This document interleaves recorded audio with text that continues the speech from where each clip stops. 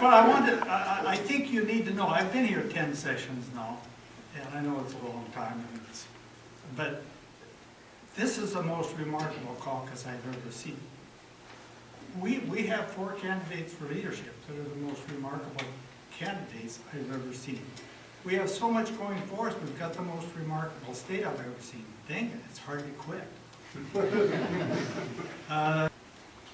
What do we expect of a leader? Well, number 1, I expect a good listener. Number 2, a good thinker. Number 3, an analyzer, one that can take all the information, put it together. And finally, decisiveness. That's what we need to have. I'm here to nominate our friend Rich Wardner.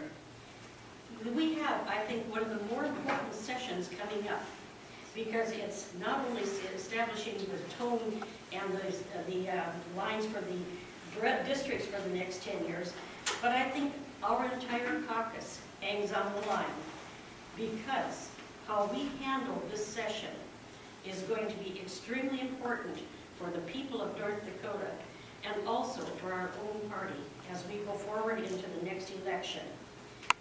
And I think that we have with Rich a person that can pull things together, create the right temperament and the tone, and to get the job done for the people of North Dakota. This is the whole thing in a nutshell.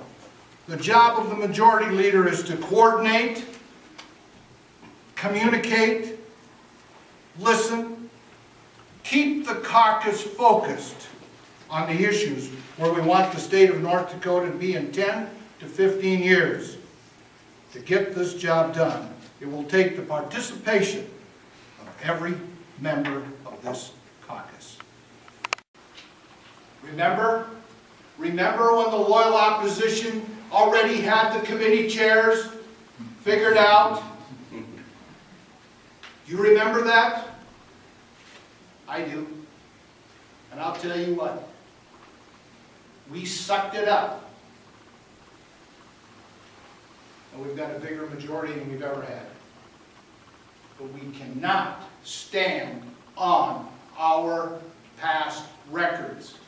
And as I said when I talked to you before, everyone has to be actively involved if we're going to move this Senate caucus forward. But the bottom line is the state of North Dakota.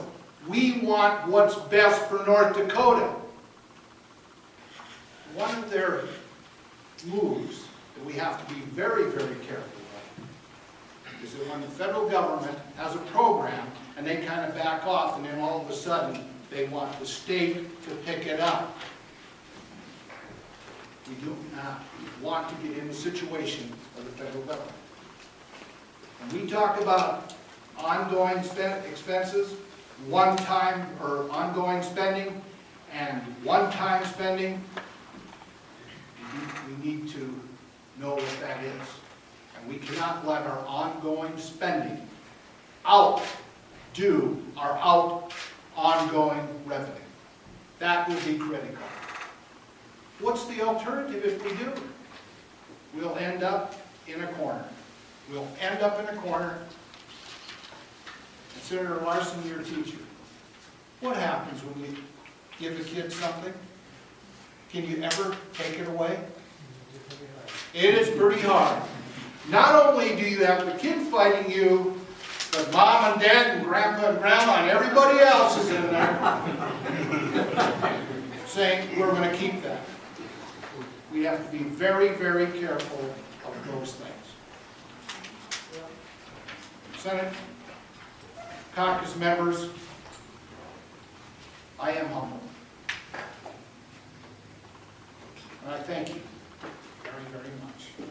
And I will do everything I can to make sure that we are successful and that you will be successful. I've worked with many of you. This is a talented team. Talented. Coached a lot of athletic teams in my day, but I can tell you, this team has talent. And we're going to get it.